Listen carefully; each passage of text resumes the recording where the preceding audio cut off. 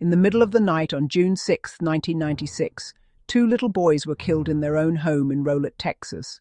Their mother made the 911 call. This is her crime.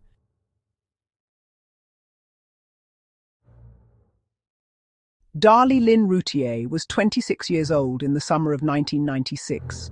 She lived with her husband, Darren, and their three sons in a large brick home on Eagle Drive in Rowlett, Texas.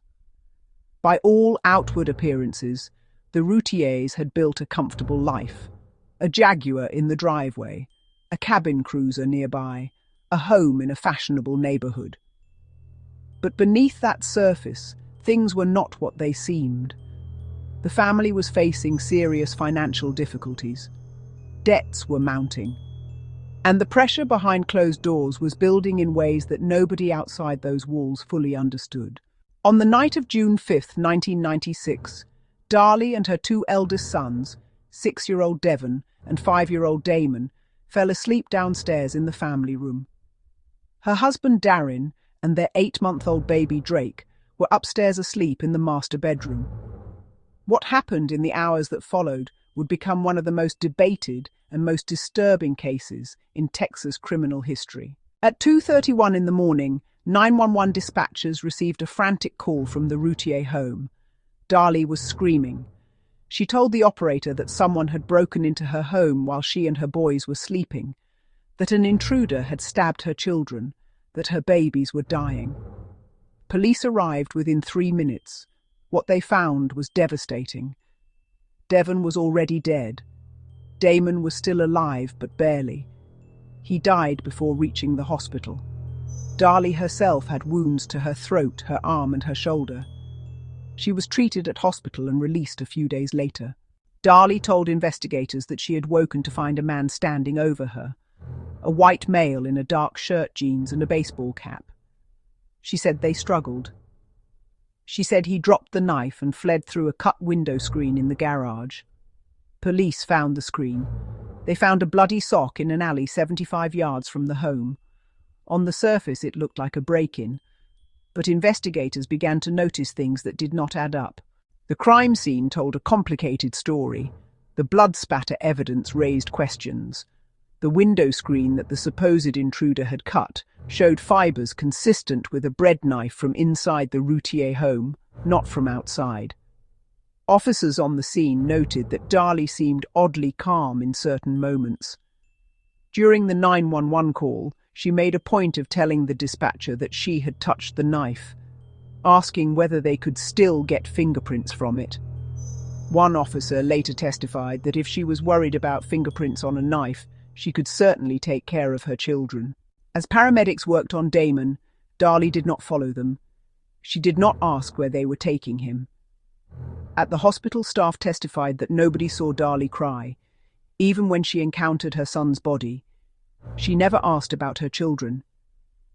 A coroner later testified that the wounds on Darlie's neck appeared to have been inflicted slowly and hesitantly, most likely self-inflicted. The deep, multiple wounds on Devon and Damon told a different story entirely. The attack on them had been personal. 13 days after the murders, police arrested Darlie Routier and charged her with capital murder. She did not cry until the moment she was told she was under arrest. Investigators later said that was the first time they saw her break down. The Rowlett police chief was direct at a press conference. He stated that they believed the white male suspect Darlie had described had never existed, and that the wounds on Darlie Routier were self-inflicted. The trial was moved to Kerrville, Texas, because of the intense publicity surrounding the case in North Texas. It began in January 1997. Prosecutors painted a portrait of a materialistic and immature young woman who had grown resentful of her children. They argued she saw her lavish lifestyle slipping away and blamed her sons. They said she was no longer the glamorous center of attention and that she had chosen to end her children's lives rather than face financial ruin.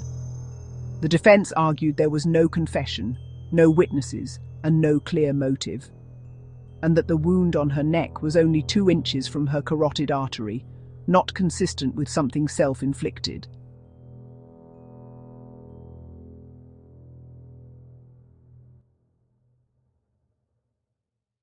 One of the most damaging pieces of evidence at trial was not forensic. It was a video.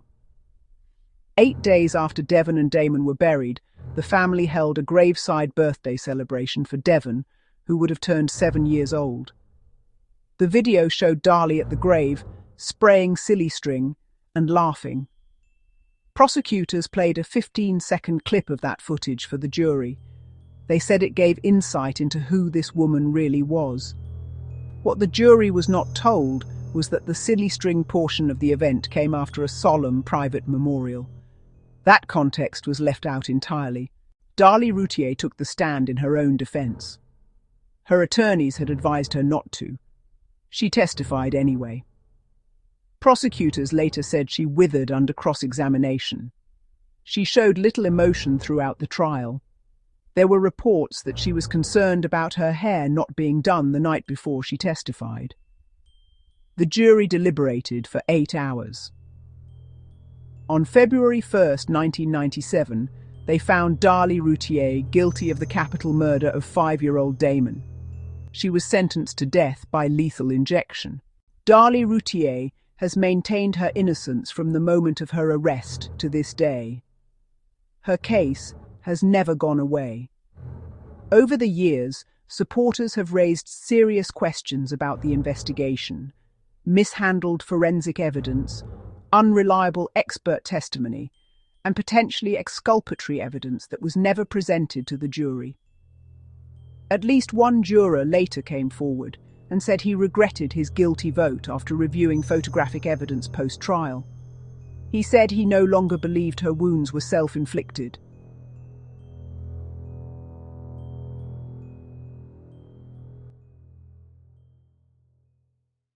DNA testing has been at the center of Darlie Routier's appeals for decades. In 2008, she was granted new testing on key items, including the bloody sock, her nightshirt, and an unidentified fingerprint found at the scene. Further testing was ordered in 2014 and again in 2018 with the backing of both prosecution and defense. As of 2026, those results are still pending. Darlie Routier remains on death row in Gatesville, Texas. No execution date has been set.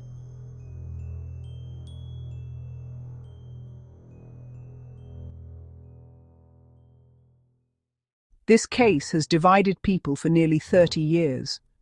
There are those who believe the evidence was clear and the jury got it right.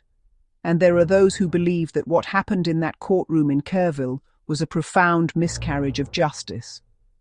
That a grieving mother was convicted on circumstantial evidence, a manipulated video clip, and a portrait of a woman who did not grieve the way people expected her to.